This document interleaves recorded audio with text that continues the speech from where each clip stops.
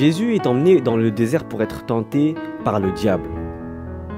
Et après son jeûne de 40 jours et 40 nuits, il est tenté. La première question que je me pose, c'est pourquoi est-il tenté après 40 jours et 40 nuits? Donc en fait à la fin de son jeûne. Et pourquoi pas avant? Job a été tenté après que Dieu ait dit au diable qu'il était l'homme le plus intègre du monde. Adam et Ève ont été tentés après que Dieu leur ait légué l'autorité sur toute chose.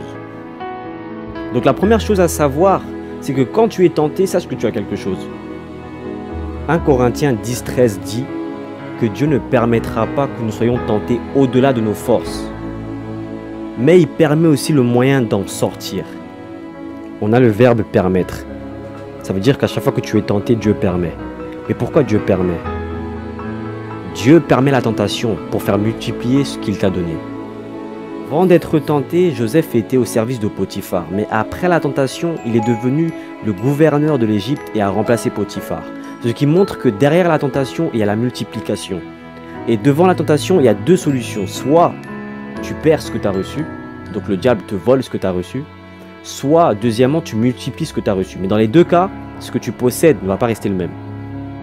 Dieu permet la tentation parce qu'il veut faire multiplier ce qu'on a reçu. C'est pas pour nous embêter ou quoi, c'est pour faire multiplier, c'est pour faire grandir. Voilà pourquoi il y en a autant, parce qu'il veut qu'on grandisse. Et Dieu est tellement bon que ta tentation, tu la gagnes même avant qu'elle arrive. Parce qu'il ne permet que des tentations que tu peux surmonter.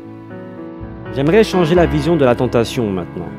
Je veux vraiment que vous compreniez que la tentation, c'est pas quelque chose de mauvais, c'est un tremplin. C'est un tremplin pour la vie d'un chrétien. Donc, ne vois pas la tentation comme un obstacle, mais plutôt comme une opportunité pour faire multiplier ce que tu as.